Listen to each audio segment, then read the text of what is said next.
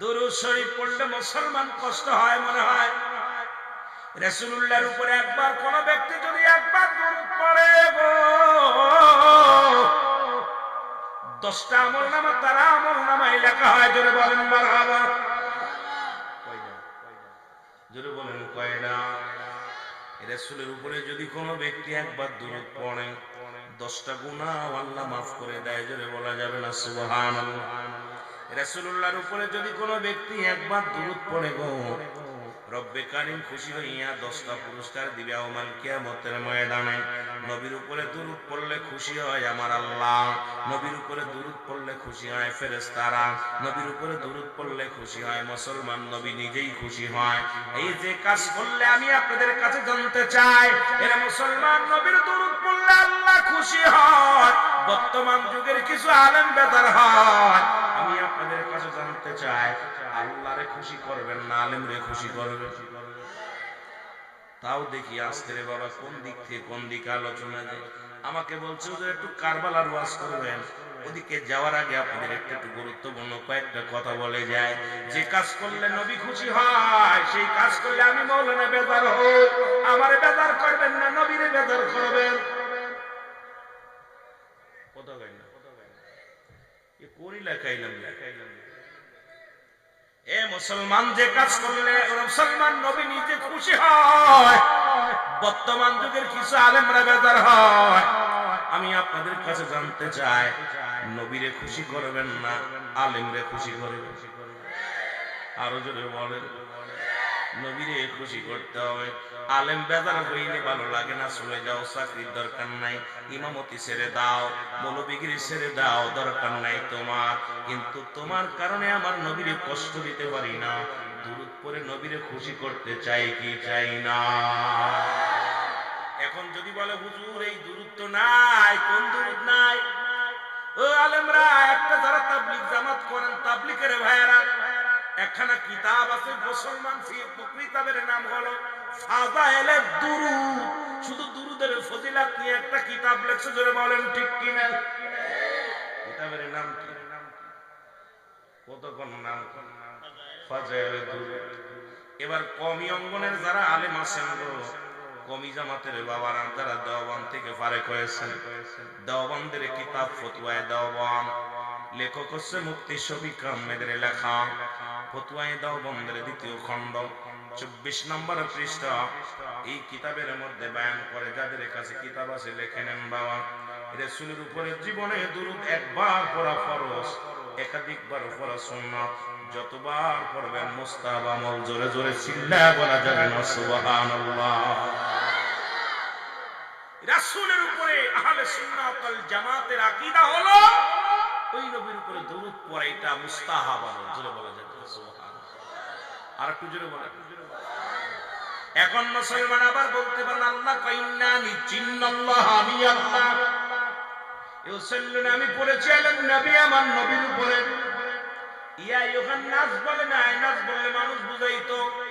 আল্লাহ কইয়া আইয়ুহান নাযিনা আমানু, ঈমানদাররা বিশ্বাসীরা, সাল্লু আলাইহি ওয়া সাল্লিমু তাসলিমা। 2 টাকায় এখানে যারা গ্রামার জানেন, যারা আরবি গ্রামার বোঝেন বাবা, 2 টাকায় একটা হলো তাসলিমান, তাগিদ দিছে পড়ার জন্য, আর একটা তাজিমান, সম্মানের সঙ্গে। নবীর দুরূদ কেমনে পড়বা এটা আল্লাহ জানায়া দেয়। আমার হাবিবের দুরূদ পড়বা সম্মানের সঙ্গে। জোরে বলেন সুবহানাল্লাহ। কেমনে পড়বা এটাও জানিয়ে দিছে, কারা পড়বে এটাও জানিয়ে দিছে। ফুলতুলি সাহেব পড়বে না, শাহজালাল পড়বে না, আট্টসি পড়বে না, সরমুনাই পড়বে না, সারসিনা পড়বে না, তাবলীগের আমির পড়বে না, জামাতের আমির পড়বে না। কারা পড়বে? আল্লাহ বলে ইয়া আইয়ুহাল্লাযীনা আমানু, আমার একটা দল আছে ঈমানদার। যেটা বলেন ঠিক কি না? মানুষরা বেজাল না। যেরকম একটা আমলিকের লগে বিএনপির মত কোনোদিনই এক হবে না, বিএনপির লগে আমলিকের মত একরকম হবে না। যেটা বলেন ঠিক না? যারা দুশমনের রাসূল কোনোদিনও নবীকে ভালোবাসতে পারবে না। যেটা বলেন ঠিক কি না? যারা দুশমনের রাসূল, রাসূলের কথা শুনলেই তাদের কলিজার মধ্যে আঘাত লাগে। আর যারা আশিকে রাসূল নবীজির কথা শুনলে প্রাণ জুড়ায় যায়। আমরা নবীকে চাই কি চাই না? জেনে বলেন চাই কি চাই না? মহব্বতের সঙ্গে দুরূদ শরীফ পড়েন। আল্লাহুম্মা। এই মোল্লা বেরা উপরে এসে বসো, উপরে আসেন, উপরে জায়গা আছে, উপরে চলে আসেন। মসজিদের ইমাম সাহেব, আমির সাহেব যারা আছেন উপরে রাখুন। আমি তো চিনি না সবাই, সবাই উলামা ইকরাম সম্মান করবেন, তাদের জন্য চেয়ার রাখবেন। সবাই বসেন, এই বসার জায়গা দেন, এই বসার জায়গা আছে। মহব্বতে বলেন আল্লাহুম্মা।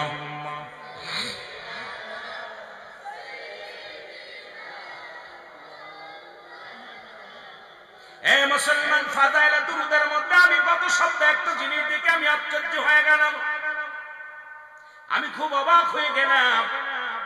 ফাজাইলে দুরূদ যারা তাবলীগের জামাতের ভাই আছেন, তাবলীগের ভাই আপনাদের কিতাব দেখলাম রাসূলুল্লাহর উপরে একটা মাস রাসূলুল্লাহর উপরে দুরূদ পড়েছে। আরো জোরে। এই মাসটা হযরত আবু বকর সিদ্দিক রাদিয়াল্লাহু তাআলা আনহু, হযরত উমর ফারুক রাদিয়াল্লাহু তাআলা আনহু দুজন মিলে কল্পনা করলেন রাসূলকে একটু দাওয়াত করে খাওয়াইবো, ভালো খাওয়াইবো। যে কল্পনা সেই, কারণ রাসূলকে দাওয়াত দিবে, মাছ কিনবে, বড় একটা মাছ কিনলেন।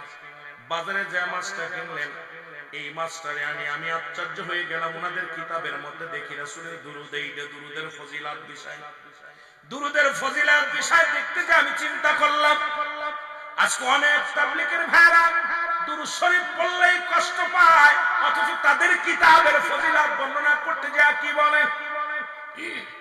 রাসূলুল্লাহ, রাসূলকে দাওয়াত করে খাওয়াবে, মাছ কিনলেন।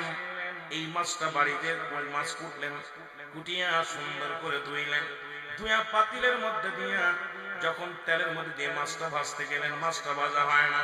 তেলের মধ্যে মাছটা নড়াচড়া করে, জোরে জোরে চিল্লায় বলেন মারহাবা। আর একটু জোরে। মাছটা মরে নাই।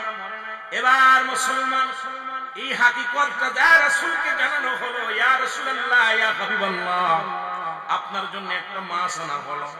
এই মাছটা কাটলাম, সুন্দর করে পোটা হলো, এরপরে ধুইলাম, ধুই যখন পাতিলের মধ্যে দিয়া মাছটারে যখন রান্না করার জন্য উঠাইলাম, আল্লাহর কসম করে মাছটা নড়াচড়া করে, মাছের গায়ে আগুন লাগে নাই।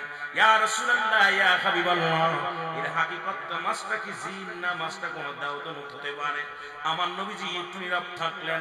এ মুসলমান, জিবরিল আমিন এসে জানায়া দিয়ে গেলেন, ইয়া রাসূলুল্লাহ, ইয়া হাবিবাল্লাহ, এই মাছটা এমন কিছু পাক করেছিল, নবী শোনেন।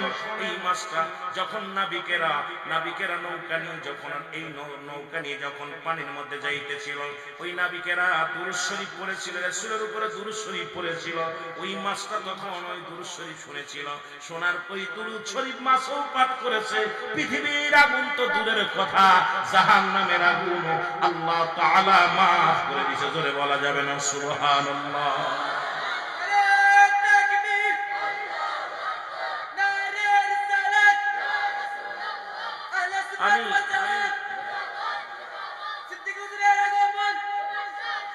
আমি আশ্চর্য হয়ে গেলাম যে মাছের গায়ে আগুন লাগে নাই। নবীজি বললেন শুধু মাছ নয়, পৃথিবীর কোন ব্যক্তি যদি আমি নবীর উপরে দুরূদ পড়ে, আল্লাহ রাব্বুল আলামিন তার গায়ের আগুনে জাহান্নামের আগুন হারাবে। আর একটু জোরে বলেন। অথচ আমরা দুরূদ পড়তে যে এত বকিলতা করি, বড় দুঃখজনক। আমার ভাইরা, আমার বন্ধুরা, আমার গভীর মনোযোগ, আপনাদেরকে বলে যাই, নবীর উপরে দুরূদ পড়বেন, বেশি বেশি করে দুরূদ পড়বেন। পড়লে লস নাই, দুরূদ পড়লেন একজন ব্যক্তি। ও মুসলমান শোনো, আর একটা কথা আমার মনে পড়ে গেল। দেখলাম পাশাপাশি রাসূলুল্লাহর উপরে একজন দুরূদ পড়েছেন। শুধু রাত্রে বেলা নামাজ শেষ করে সন্তানেরা ঘুমায় যায়, ওই ব্যক্তি 500 বার দুরূদ শরীফ না পড়ে বিছনায় পিঠ লাগায় না। দুরূদ শরীফ পড়ে আল্লাহুম্মা সাল্লি আলা সাইয়্যিদিনা মাওলানা মুহাম্মদ ওয়া আলা আলি সাইয়্যিদিনা মাওলানা মুহাম্মদ। জোরে বলেন সুবহানাল্লাহ। প্রতিদিন 500 বার দুরূদ শরীফ পড়েন। এই দুরূদ শরীফ পড়িয়া হঠাৎ একদিন মারা গেল। লোকটা মারা গেলেন, ঘরের মধ্যে মারা গেলেন। ছেলে বড় আলেম মানুষ, ছেলেটা দেয়া দেখা আব্বাজান মারা গেছে, তখন উনাকে কাফন পরাগি করালেন, গোসল করালেন। গোসল করে ও মুসলমান শোনো, কাফন পরালেন, কাফন পরায় দাফন করাবেন, ঠিকই রাখছে কাফন পরায়। রাত হয়ে গেছে, নির্জন রাত, চিন্তা করে আব্বাজানের লাশ পাহারা দেয় সন্তান, বাবার লাশটা পাহারা দেয়। এবার রাত যখন গভীর হয়ে গেছে, চিন্তা করে আব্বার লাশটা দেখি, আব্বারে কত কষ্ট করে আমার আব্বা আমাদের লালন পালন করেছে, আব্বাজান নিজে না খায় আমাদের খাবার ব্যবস্থা করে দিছে, আর আব্বাজান চলে গেল। এই জায়নামাজে বসে বসে রাত যখন নির্জন হয়ে যেত, রাসূলুল্লাহর উপরে দুরূদ পড়তো। আজকে সেই জায়নামাজ ঠিকই আছে, আব্বাজান জায়নামাজের মধ্যে নাই। একটু দেখি আব্বাজানের লাশখানা যখন মুখটা খুলে দেখছে, দেখে সঙ্গে সঙ্গে ওই লাশের মুখখানা খিঞ্জিরের মতো হয়ে গেছে, কোনো মানুষের সুরত নাই, ধরে বলা যাবে না। আল্লাহু আকবার। পশুর সুরত হয়ে গেছে, মুখের মধ্যে বাবার সুরত নাই। মুসলমান গভীর মনোযোগ, যুবক একটা চিৎকার মেরে দিয়ে বলে আল্লাহ। সকালবেলা যখন মানুষ এসে আমার আব্বাজানের লাশ দেখবে, আমার আব্বাজানের মুখের চেহারা তো মানুষের সুরত নাই, এই সুরতটাতে একটা পশু সুরত হয়ে গেছে। আমার আব্বাজানের দেহখানা, আমার আব্বাজানের মুখখানা কোনো মানুষের সুরত নাই।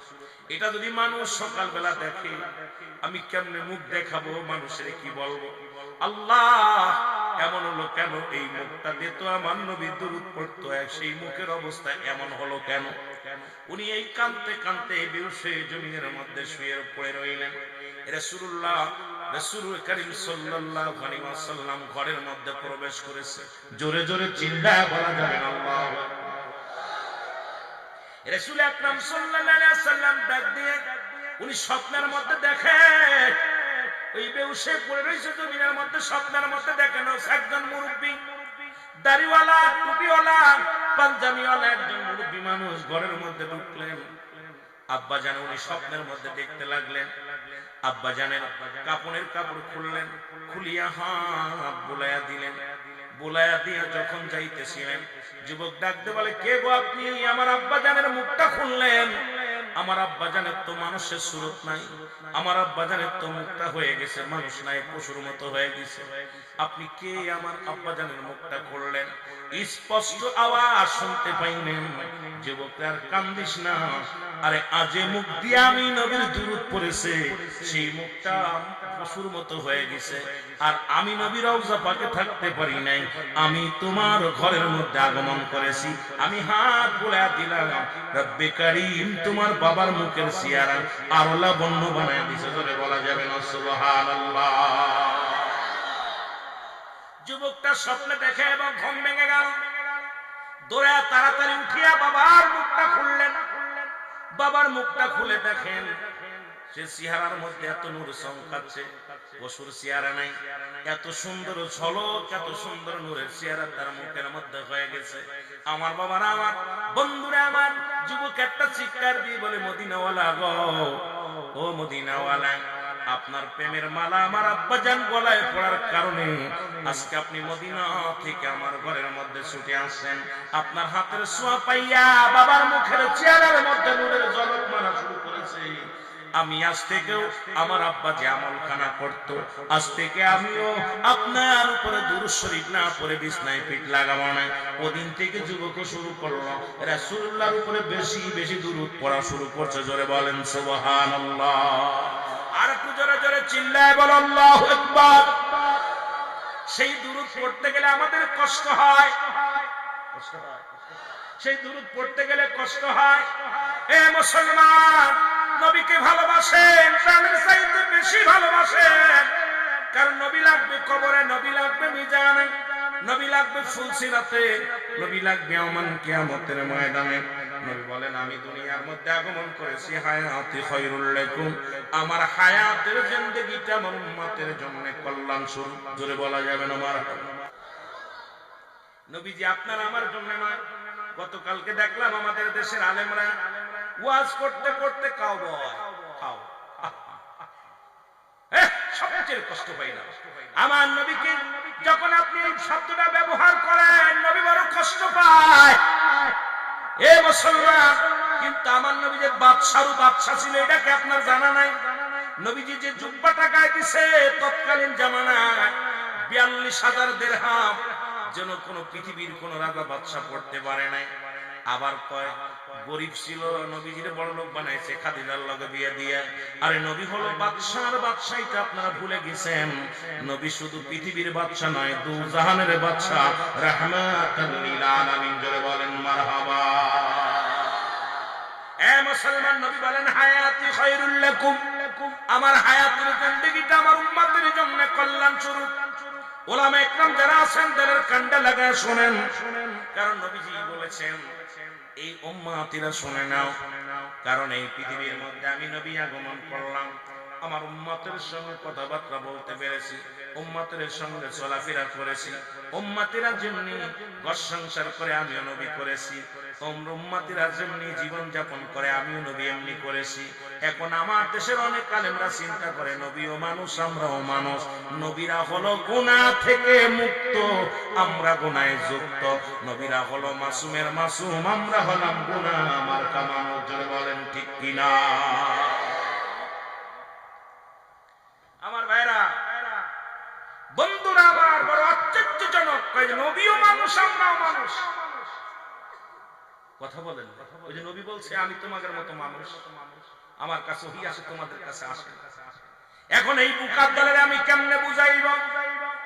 আদম নবী বলেছে রব্বানা জালামনা আনফুসানা ওয়া ইল্লাম তাগফির লানা ওয়া তারহামনা লানাকুনান্না মিনাল খাসিরিন।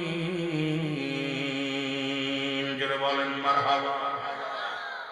কি মজা! আদম বলে আল্লাহ আমি জালিমদের অন্তর্ভুক্ত হয়ে গেছি, আমারে তুমি ক্ষমা করে দাও। এখন যদি কোন মৌলবী সাহেব বলে আদম জালিম হয়ে গেছে, তার ঈমান থাকবে? জোরে বলেন ঈমান থাকবে? সঙ্গে সঙ্গে তার ঈমান চলে যাবে। আদম আলাইহিস সালাম কি কোন ব্যক্তি যদি সন্দেহ করে, সঙ্গে সঙ্গে তার ঈমান চলে যাবে। আমার বাজানেরা, আমি যে কথাগুলো বলি দিলের কান্না লাগান শোনো। সুতরাং আখিরে নবী রাহমাতুল লিল আলামিন এই দুনিয়ার মধ্যে আগমন করেছেন, সেই নবীকে নিয়ে তোমরা ব্যঙ্গ করো। নবী কয় আমি দুনিয়া থেকে বিদায় নিলাম উম্মতের কল্যাণের জন্য। নবীজি বলতেছে আমি আইছি দুনিয়ায় এটা উম্মতের জন্য। এই আলো মৌলবী, ইমাম মৌলবী হাফেজ কারি, হঠাৎ করে একটা কথা মনে পড়ে গেল। আমার এক উস্তাদ, উনি মদিনায় 27 বছর ছিলেন। 27 বছর পরে উনি ফিরে আসলেন।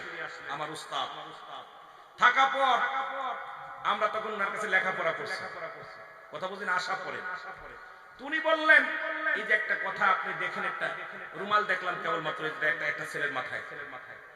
রাসূলুল্লাহ যখন যুদ্ধের ময়দানে যে উহুদের যুদ্ধে যে যখন দান শহীদ হলেন, তখন সাদার মধ্যে লাল লাগাইয়া, আমি আশ্চর্য কিছু না থেকে ওয়াজটা শোনা পর, আমি কথাটা শোনা পর আজও আমার মনে পড়ে।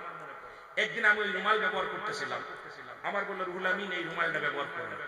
কেন হুজুর? এটা তো হাজি রুমাল, এটা মক্কা মদিনার মানুষ বানায় না, এটা ইহুদিদের চক্রান্ত। এরা ইহুদিদের চক্রান্ত। রাসূলুল্লাহ যখন দাঁত হারাইলেন, তখন ওই ইহুদিরা সাদা কাপড়ের মধ্যে রং লাগায় বললে এই দেখো মুহাম্মাদের রং। আজও পর্যন্ত মদিনার বুকে ওই রুমাল বিক্রি হয়, ওই হাজি রুমাল দেখবেন লাল সাদার মধ্যে লাল টুকা টুকা।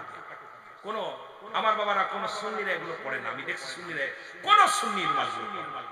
আমি ওয়াজটা শোনা পরে আমি আরেকটা জিনিস দেখলাম, জায়নামাজের মধ্যে উনি আরেকটা আমার ফতোয়া দিলেন। কয়টা কথা আমার মনে পড়ে, কয়টা কিতাবে পাবা না বাবা, তবে আকীদার বিষয়, এটা ভালোবাসার কাছে। উনি আমার বললো এটা বাবা তুমি যে কিতাব কিতাবে আছে না, বাবার সব জায়গায় কিতাব আছে, রাসূলুল্লাহর কাছে কোন কিতাব আছে না, ভালোবাসার কাছে কোন বাবা ভালো বাবারে মাথায় রাখবা না, কোলে রাখবা না, ঘাড়ে রাখবা, এটা তোমার ব্যক্তিগত ব্যাপার। ভালোবাসার কাছে কোনো কিতাব চায় না, এটা ভালোবাসার মনের টান। ইশক মহব্বত দুটি একই জিনিস, ব্যবহারে দুই। কারণ তুমি তোমার মেয়ের যখন বুকে টেনে নিবা, ওইটা 12 বছরের মেয়ে 18 বছরের মেয়ে ভালোবাসা আসবে। আর ওই তোমার বুড়ো বউডারে কোলের ভিতর নিলে, টান দিলে, এটা মহব্বত থাকে না, ইশক বেড়ে যায়। দুটাই কিন্তু মেয়ে মানুষ, তোমার বউ মেয়ে, তোমার ছেলেও মেয়েও মেয়ে। উনি ওনার কথাগুলো আমার মেমোরিতে এখনো লাগে। উনি মারা গেছেন। আমার কথাটা আমার বলছে, বাজান রে, ধরো তোমার বিবির বুকের ভিতর নিলা, তোমার বিবির বয়স আর তোমার মেয়ের বয়স, বলো দি দুটাই কি ভালোবাসে এক হবে? হুজুর আমি তো বুঝলাম না।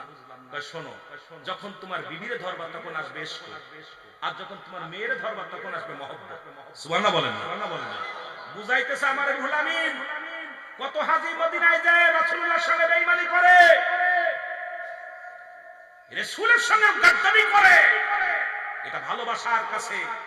এরপরে উনি বললেন যে কাবা শরীফের উপর দিয়ে আজ পর্যন্ত রাসূলুল্লাহ রওজা মুবারকের উপর দিয়ে একটা পাখি উড়ে যেতে পারে না, ওই ইহুদিদের চক্রান্ত যায় নামাজের মধ্যে কাবা আছে, যে কাবার মধ্যে পা লাগায় নামাজ পড়ে। যেটা বলেন ঠিক কি? আমার পাঁচটা যায় নামাজ, আমি দেখা বুঝি আমার সুন্দর সুন্দর যায় না। রুহুল আমিন তুমি কি কেমনে তুমি কাবার মধ্যে পা লাগাই? আহা, কাবার ছবিটা যার উপর দিয়ে পাখি উড়ে যায় না, আর সেই কাবার মধ্যে আমার দেশের মৌলবীরা পা দিয়ে পাড়ায়। কোন রাসূলের আহলে সুন্নাত ওয়াল জামাতের কোন নক্ষত্র কাবা শরীফের ছবির মধ্যে নামাজ পড়ে না। জোরে বলেন ঠিক কি না? এটা ভালোবাসা। জোরে বলেন ঠিক কি না? কথা বলেন না? ভালোবাসা। কত সুন্দর কাবার ছবি, কাবার সিনারি দিয়া, কাবার সিনারি দিয়া তার মধ্যে দাঁড়ায় দাঁড়ায় মৌলবী নামাজ পড়তেছে। আর ওই যে বলুন ওই রুমালটার উদাহরণ দিলাম, যে এই রুমালটা আমার বলল রুহুল আমিন এই সব রুমালের উদাহরণ দিলাম। তখন উনি তো আসলে আমার শুনলে টুনি বুঝতাম না ভালো, উনিও বোঝে না। তা বলল রুহুল আমিন একটা কথা বলি, কি? রাসূলের গম্বুজখানা আর রওজার গম্বুজখানা সবুজ, আমাদের এটাই ভালোবাসা উচিত। আমি হুজুর কেন এটা ভালোবাসা? কই এটাও একটা রাসূলের মহব্বত এসেছে। ওর দিক তাকাইলে কাবার কথা মনে পড়ে, আর ওই সাদার মধ্যে লাল লাগাইয়া রক্ত লাগায় মাথার মধ্যে হাজির মাল বাঁধা চলে, দেখবেন এইগুলো এই যে বান্ধিছে, আল্লাহর কসম করে বলি মনে কিছু করেন না, এই জাতি যে জাতি যেরকম বান্ধে ছুঁয়ে দেয়, এ দেখবেন এদের ভিতরে রাসূলের প্রেম নাই। বিশ্বাস হয় আপনার? রাসূলের প্রেম নাই একটা দেখেন না। হয়তো আমার পরে অনেকে বলবেন হুজুর রং কথা। না, আমি রং কথা বলতেছি না, আমি ভালোবাসার কাছে কোনো মাপকাঠি নেই। কারে কি ভালোবাসবেন, আপনার বাবারে আপনি কেমনে ভালোবাসেন আপনি ভালো জানেন, আমি আপনাকে বুঝাতে পারবো। জোরে বলেন ঠিক কি না? আমার ভাইরা, আমার বন্ধুরা, আমার ওয়াজ করুনি নবীকে ভালোবেসে দাঁত ভাঙলেন, আর আমি ভালোবেসে চোখের পানি ফেলতে পারি না। ওয়াসাল করুনি হযরত বেলাল, হাফসি বেলাল নবীকে ভালোবেসে কত কষ্ট নির্যাতন সহ্য করলেন, নবীরে ছাড়ে নাই। এই অসংখ্য সাহাবীরা আবু বকর নবীরে ভালোবেসে রাসূলুল্লাহর পাশে রওজা বানায় নিছে, আর আমি গোলাম নবীরে ভালোবাসলে চারিদিক থেকে নিন্দুকেরা কত ঝড় তোলে, কিছু যায় আসে না, জীবন চলে যাবে নবীকে ভালোবাসতে ভালোবাসতে। আমরা কোনদিন ভালোবাসা কমতি হবে না। জোরে বলেন ঠিক কি না? বলতেছিলাম নবী বলেন ও মামায়াতি খায়রুল লাকুম, ও মুসলমান শোনো, নবী কয় আমার ওফাতটা, আলেমরা আমার নবী বলে আমার ওফাতি খায়রুল লাকুম, আমার ওফাতটা উম্মতের জন্য কল্যাণ স্বরূপ। কিতাব থেকে আলোচনা ভালো করে খেয়াল করবেন, আমি আস্তে আস্তে আলোচনায় যাই। নবী বলেন উম্মতিরা রে, যখন কোন উম্মত পৃথিবীর মধ্যে ভালো কর্ম করে, আমি নবী সঙ্গে সঙ্গে উম্মতের জন্য প্রশংসা করি আল্লাহর দরবারে। আল্লাহ, অমুক গ্রামে অমুক ব্যক্তি নামাজ পড়েছে, রোজা রাখছে, ভালো কর্ম করেছে, আমার নবীজি প্রশংসা করে আল্লাহর দরবারে। আবার যদি কোন উম্মত গুনাহের কাজ করে, সঙ্গে সঙ্গে নবী কয় আমি ইস্তেগফার করি, আল্লাহ অমুক গ্রামে অমুক ব্যক্তি পাপ করেছে, অন্যায় করেছে, তুমি তারে মাফ করে দাও। এরে অন্যায় করে ছেলে মাফ চায় বাবায়, অন্যায় করে গ্রামের ছেলে মাফ চায় চেয়ারম্যান মেম্বার যাইয়া, এমন নবীর উম্মত হইলাম, ভুল করি আমি, ক্ষমা চায় আমার নবী। এই নবীর পক্ষে থাকার দরকার আছে কি না? আর একটু জোরে চিল্লায় বলেন আছে কি না?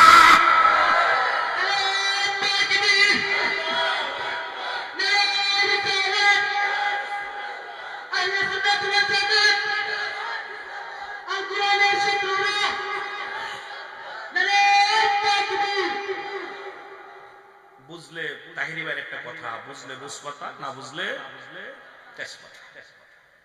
কথা ক্লিয়ার। রাসূল বলছে কোন উম্মত গুনাহ করলে আমি তওবা করি, ইস্তেগফার করি, ইউনূস আলাইহিস সালাম বিপদে পড়ে গেলেন। আদম আলাইহিস সালাম যেমন দোয়া করলেন, ইউনূস আলাইহিস সালাম, ও মুসলমান শোনো, উনি যখন কওমেদেরকে বুঝাইতেছিলেন, একটু কথা বলে যাই, কওমের লোকেরা কোন রকম জিনা ব্যভিচার লুটতরাজ শুরু করলেন।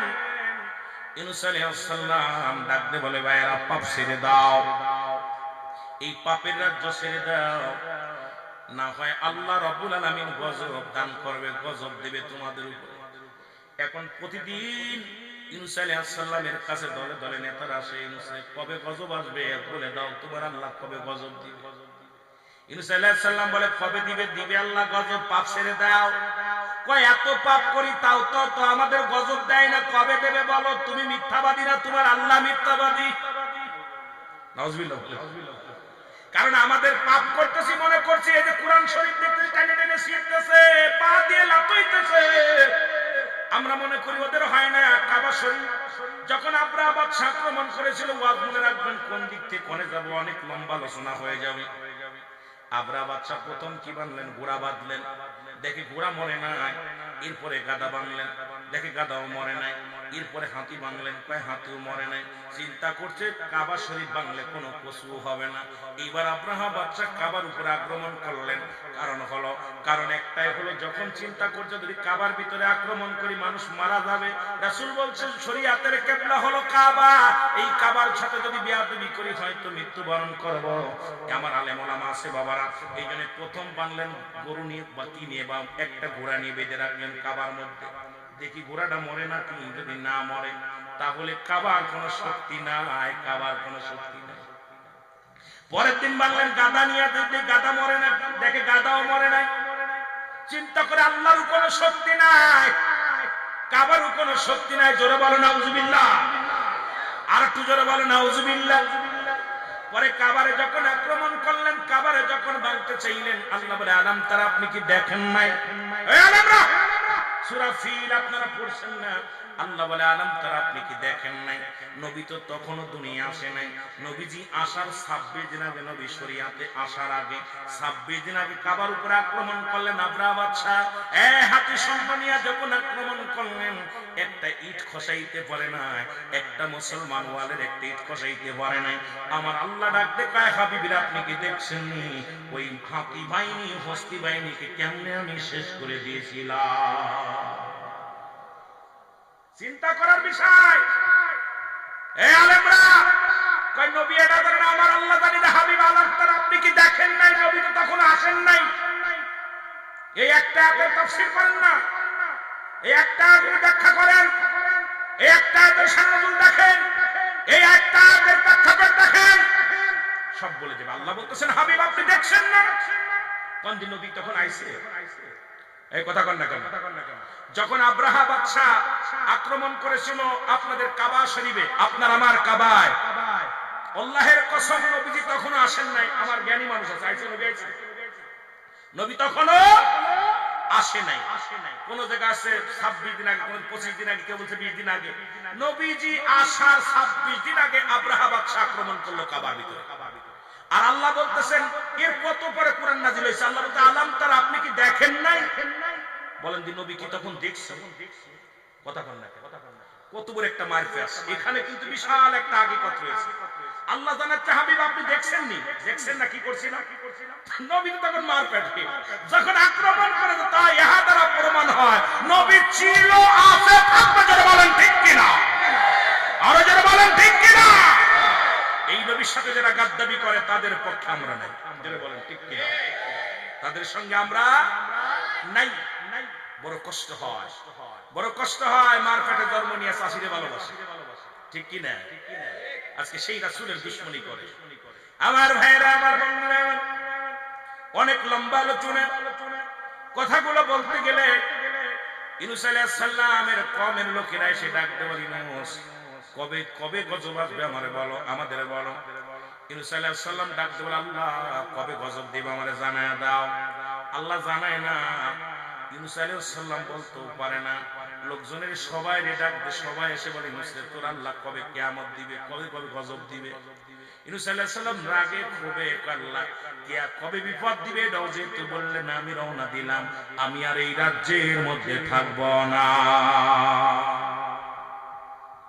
চলে যাব। ইউনূস আলাইহিস সালাম চলে গেলেন। এ মুসলমান, তখন চলে গেলেন, এ মুসলমান গুসায় চলে গেলেন। দুই ছেলে বিবি, নিজের চারজন সপরিবারে মনের দুঃখে মনের কষ্ট নিয়ে দেশ ছেড়ে চলে যেতে গেলেন। মুসলমান বাবারা আমার রওনা হয়ে গেলেন। এবার যাইতে যাইতে হঠাৎ দেখে একটা নদী, এই নদীর কিনারায় যে দাঁড়ালেন। দাঁড়ানোর পর মুসলমান বড় সন্তানকে নদীর কিনারায় দাঁড়া করে রাখলেন।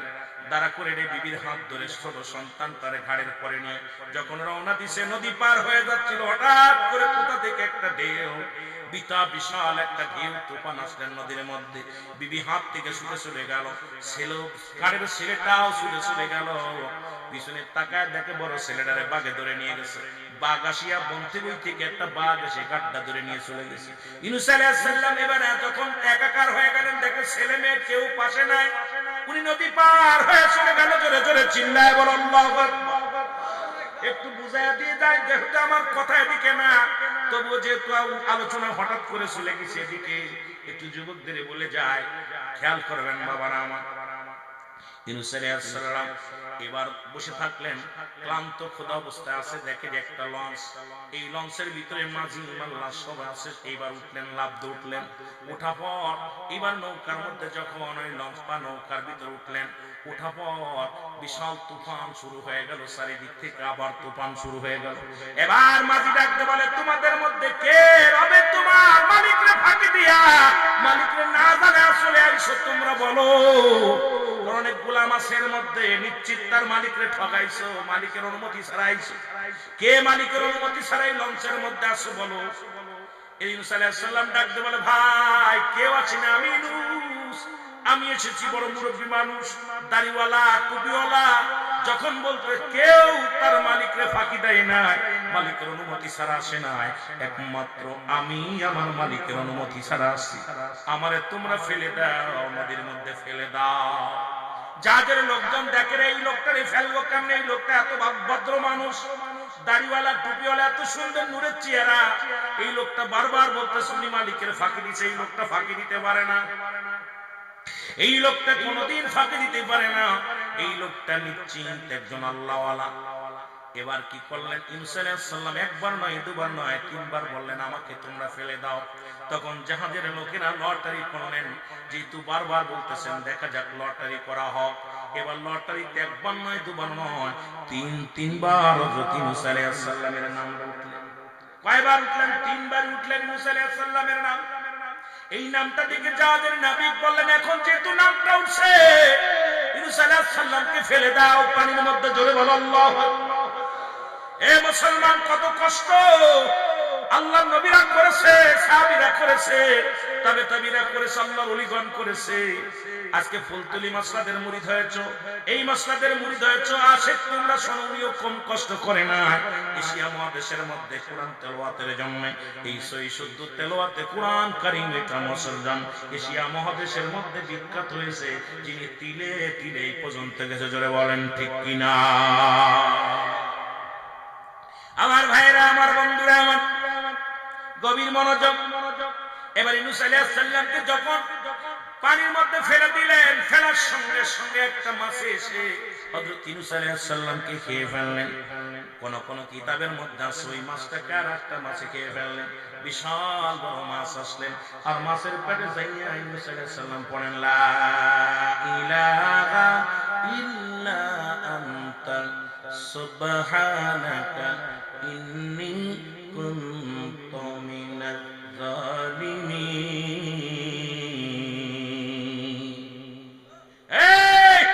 আদম যেমন বলেছিল, রব্বানা জালামনা, আমার আল্লাহ আমি জালিমদের অন্তর্ভুক্ত কিছু, আমারে ক্ষমা করে দাও। ইউনূস আলাইহিস সালাম বলে, আল্লাহ আমিও জালিমদের অন্তর্ভুক্ত দিতে, আমারে তুমি জালিমদের জালিমিন, আমি জালিমদের অন্তর্ভুক্ত দিতে, আমারে ক্ষমা করে দাও। অ্যারিস্টটল সক্রেটিস বই লেখা পর বলে, নো দাই সেলফ, নিজেকে নিজে চেনো, মানানা ফান্নাস, নিজের নফসকে চিনো, কলবু সালিম, আত্মারে প্রসিদ্ধ করো। আর আমার দেশের মৌলবীরা খালি পরে রে, খালি অন্যের সাথে নিজের চিনতে পারে না। তুমি বলো কেন দুনিয়ার মধ্যে তুমি কেন তোমারে কেন পাঠানোর হাকিকতটা কি? তুমি সেই রবকে চিনতে পারলে না, সেই রব্বে কারিমের অনুকরণ করতে পারলে না। সারা দিন রাত শুধু পরের পিছে লেগে থাকলা। একবার তুমি অ্যারিস্টটল সক্রেটিসের বই না পড়ে, আমার ভাই বড় যখন ভার্সিটিতে লেখাপড়া করছে, আমার ভাইয়েরা তারা বিশ্ববিদ্যালয়ে পড়েছে, মুসলমান যার কিতাব না পড়লে, যার সক্রেটিসের বই না পড়লে ইঞ্জিনিয়ার হওয়া যায় না, কবি হওয়া যায় না, দার্শনিক হওয়া যায় না। ওনার বইয়ের ভিতরে লেখলেন নো দাইসেলফ, নিজেকে নিয়ে চিনতে হবে, নিজেকে নিজে চিনতে হবে, অন্যকে নয়। আর আমার দেশের সবাই খালি পরের পিছে পিছে লাগি, নিজের দিকে একবার খেয়াল করি না। বড় কষ্ট হয়, বড় কষ্ট লাগে। কবে যে নিজেরে নিজে চিনা শিখবো, কবে যে নিজেরে নিজে চিনা শিখবো, কবে আমি আপনি ভালো হব, এই চিন্তা করি সবসময় বসে। আল্লাহ নিজেরে তুমি গুনাহগার বানাইয়া, এ মুসলমান একবার ভেবে দেখো, গবেষণা করো, এই দুনিয়ার সবকিছু তোমার পরিষ্কার হয়ে যাবে সামনে। জোরে বলেন ঠিক কিনা? ইউনূস আলাইহিস সালাম যখন দোয়া করলেন, একদিন নয়, দুদিন নয়, কোন জায়গা বলছে 41 দিন, কেউ বলে 40 দিন। ইউনূস আলাইহিস সালাম মাছের পেটের মধ্যে থাকলেন এই 40 দিনে। মুসলমান শুনে নাও, শুনে নাও, 1,24,000 কতবার, এইরকম 1,40,000 বার ওই দোয়া ইউনূস যেটা বলা হয়, এই দোয়া পড়তে লাগলেন। এবার আল্লাহ রাব্বুল আলামিন ডাক দেন, ইউনূস রে, আমি তোরে মাছের পেটে গলায় দিতাম, মাছের পেটে তোরে হজম করায় দিতাম, কারণ যখনই তুই এই দোয়া পড়েছিস, এই দোয়ার খাতিরে আমি আল্লাহ রাব্বুল আলামিন তোকে দয়া করেছি। মাছের পেটের মধ্যে শুধু চামড়াটা পাতলা হয়ে গেছে, পেটের মধ্যে ব্যথা শুরু হয়ে গেছে। ইউনূস আলাইহিস সালাম দোয়া পড়ে, ও যুবক, দিলের কান্ডা লাগা শোনা না। এই দোয়াটা যখন বেশি বেশি করে পড়তেছিলেন, উনি একবারও বলেন না এই মাছের পেটে যা পর থেকেই আল্লাহ লা ইলাহা ইল্লা আনতা সুবহানাকা ইন্নী কুনতু মিনাজ জালিমিন। জয় বলো মারহাবা। একবারের জন্য বলে না, আল্লাহ কাইনুসে এত বিপদে ফেলাইলাম, তারপর আমারে তুই বলিস নাই। আমাদের দেশের মানুষ যখন বিপদে পড়ে যায়, দেখি পরীক্ষার আগে এত নামাজ পড়ে, যুবক তাসবিহ ছাড়ে না, মসজিদ ছাড়ে না। যেই পরীক্ষায় পাশ করে আর মসজিদে পাওয়া যায় না, বিয়ে হয় না যাদের, তাড়াতাড়ি দিয়ে খালি নামাজ পড়ে কপাল ছুলে ফেলে। যে বাড়িতে বেশি মেয়ে, বাবা মা দোয়া করে বেশি বেশি। যেই মেয়ে ছেলে বিয়ে হয়ে যায়, চাকরি পায় না, বেকার থাকে, ওই বেকারের বাবা হুজুরের হাত ধরে কান্দে, মসজিদে যে ইমাম সাহেবের হাত ধরে কান্দে, নামাজ পড়ে আর কান্দে, আল্লাহ ছেলের বেকারত্ব দূর করো। যেই বেকারত্ব দূর করছে আর মসজিদ আসার সুযোগ পায় না, পুলাই টাকা দেয়, বাজারে চা খাতে চলে যায়, মসজিদ চেনে না। জোরে কোন ঠিক কিনা? কতক্ষণ ঠিক কিনা? অসংখ্য যুবক এই নামাজের প্রতিমন না, শরীয়তের বিধান মানে না। বড্ড কষ্ট হয়, বড্ড কষ্ট হয়। যুবক বাবারা দিলের কান্না লাগা, শুনে নাও। যে কথা বলতেছিলাম, হযরত ইউনূস আলাইহিস সালামকে ওই মাছের পেটে যখন ব্যথা শুরু হয়ে গেল, ওই মাছটা নিজেই তাকে ওয়াশটা কি করলেন, উগড়াইয়া দিলেন, কিনারায় রেখে দিলেন। কয়েকটা ঘন্টা থাকলেন ইউনূস আলাইহিস সালাম। উপর থেকে এত পরিমাণ রৌদ্র শুরু হয়ে গেল, ওই 40 দিন মাছের পেটে থাকিয়া চামড়াগুলো পাতলা হয়ে গেছিল। ইউনূস আলাইহিস সালামের চামড়াগুলো শুকাইতে লাগলেন। আর নবী, আল্লাহর নবী চোখের পানি ছেড়ে কাঁদতেছিলেন, রব্বি কারীম, আমি জুলুম করেছি, আমি বড় অন্যায় করেছি, আমার তুমি মাফ করে দাও। আবার আল্লাহ রাব্বুল আলামিন দয়া করেন ইউনূস আলাইহিস সালামের উপরে। আমার মুসলমান মূল প্রান্তরে একটা গাছ হলেন, হঠাৎ করে দেখলেন একটা লাউ গাছ হলেন। এই লাউ গাছ হইয়া বিশাল একটা লাউ গাছ হলেন। এই লাউ গাছটার মধ্যে ইউনূস আলাইহিস সালাম ছায়া নিতে লাগলেন, ফল ধরলেন। লাউ গাছ যদিও লাউ গাছ, কিন্তু এই লাউগুলো অনেক সুন্দর মিষ্টি, অনেক সুন্দর সুস্বাদু খাবার। এগুলো ইউনূস আলাইহিস সালাম খাইলেন। পানি খাবে কেমন করে? লবণগত মুসলমান, পানি হলো লবণ। এই লবণ্য পানি খাইতে পারে না। ও যুবক, এবার আল্লাহ রাব্বুল আমিনের কাছে ফরিয়াদ করে, রব্বে কারীম, আমি ফল খায় গায়বল বানাইছি 40 দিন অনাহারে, 40টা দিন রোজা রেখেছি, 40 দিন আমি কিচ্ছু খাইতে পারি না। ওই মাছের পেটে ছিলাম, এই 40 দিনের মধ্যে একটু পানিও খাই না, একটা দানাও খাই না। কত কষ্ট করে ইউনূস আলাইহিস সালাম মাছের পেটে ছিলেন বাবা। আমার আল্লাহ রাব্বুল আলামিন একটা মুসলমান ভেড়া পাঠায়া দিলেন, একটা ভেড়া বা বকরি পাঠায়া দিলেন। এই বকরি থেকে ইউনূস আলাইহিস সালাম অনেকগুলো দুধ পান করলেন। দুধ পান করার পর গায়ের মধ্যে একটু বল ফিরে পাইলেন, জোরে বলেন আল্লাহু আকবার।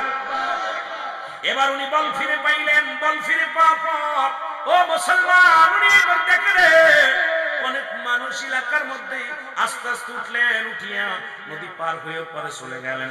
যে কালেমার দাওয়াত দেওয়া শুরু করলেন। ইউনূস আলাইহিস সালাম আদম আলাইহিস সালামের যে কালেমা ছিল, আখির নবীর একই কালেমা, সব নবীর একই কালেমা।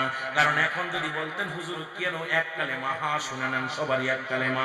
আদম আলাইহিস সালাম বলেছে লা ইলাহা ইল্লাল্লাহ, ইউনূস আলাইহিস সালাম বলেছে লা ইলাহা ইল্লাল্লাহ, ঈসা আলাইহিস সালাম বলেছে লা ইলাহা ইল্লাল্লাহ, ইব্রাহিম খলিলুল্লাহ পড়েছে লা ইলাহা ইল্লাল্লাহ, মূসা আলাইহিস সালাম পড়েছে লা ইলাহা ইল্লাল্লাহ, আমার নবী পড়েছে লা ইলাহা ইল্লাল্লাহ।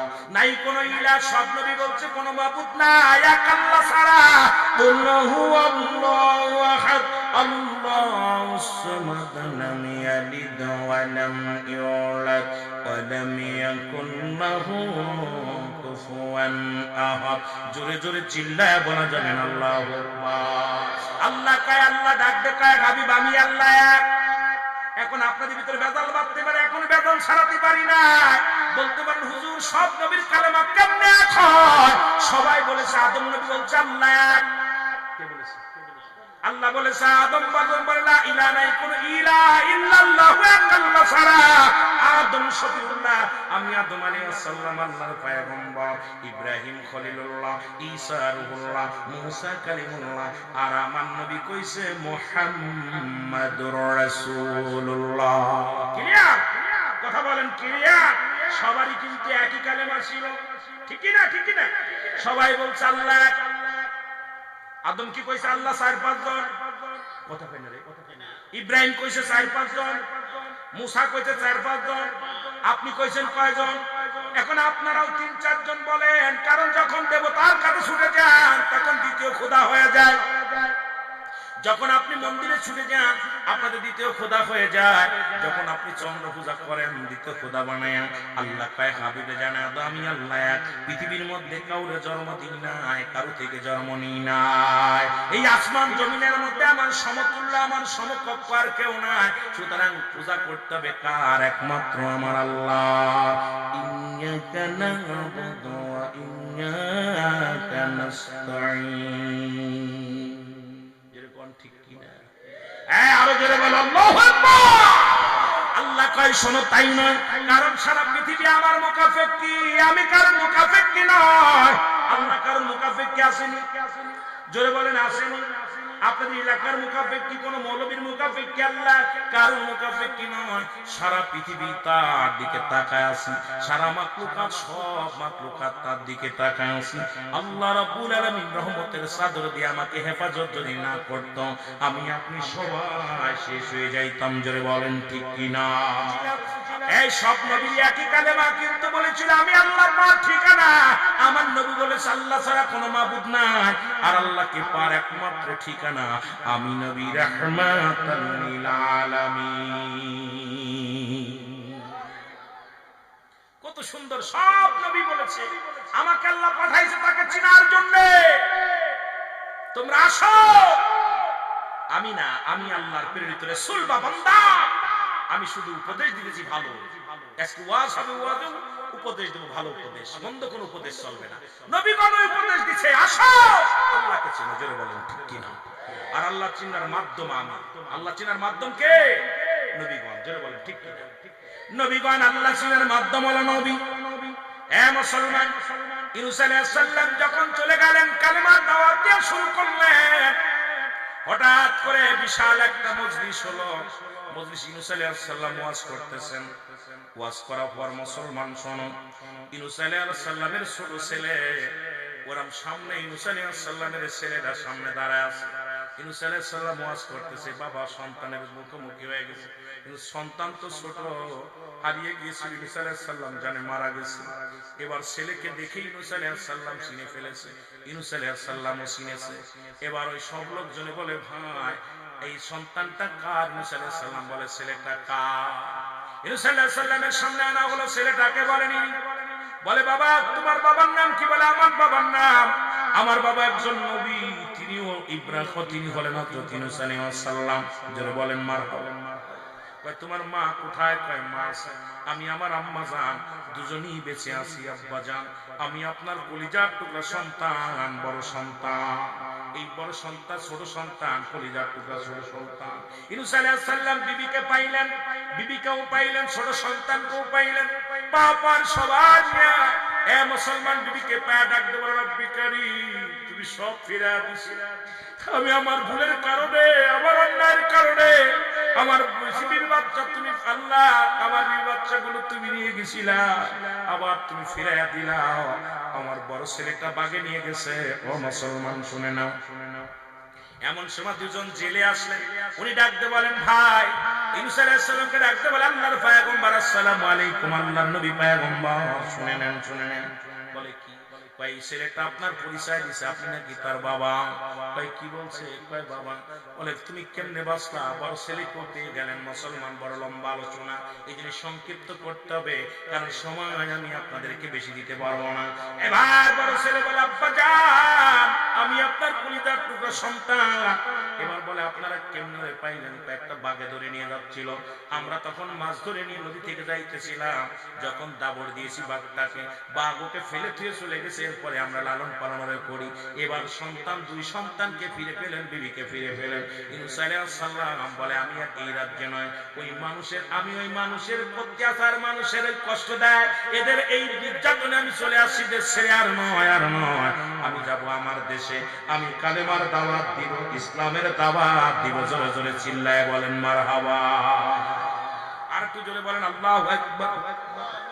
এ আমার ভাইরা, আমার বন্ধুরা, এই জন্য আমি আপনাদেরকে বলে যাই, যে যেখান থেকে আছেন সেখান থেকে কালেমার দাওয়াত দিবেন, যেখানে যে হালাত আছেন, ও মুসলমান যত কষ্টে থাকেন আর সুখে থাকেন, আপনারা দাওয়াত দিবেন। কার দাওয়াত? রাসূলুল্লাহ সত্যের দাওয়াত দিবেন। বলবেন নবীজির প্রেম ভালোবাসা যার অন্তরে যতটুক, তার ঈমান বলতে ততটুক। নবীর প্রেম ভালোবাসা যার অন্তরে নাই, তার ঈমান বলতে কিচ্ছু নাই। নবীজির প্রেম ভালোবাসা যার অন্তরে যতটুক, তার ঈমান বলতে ততটুক। জোরে বলেন ঠিক কিনা?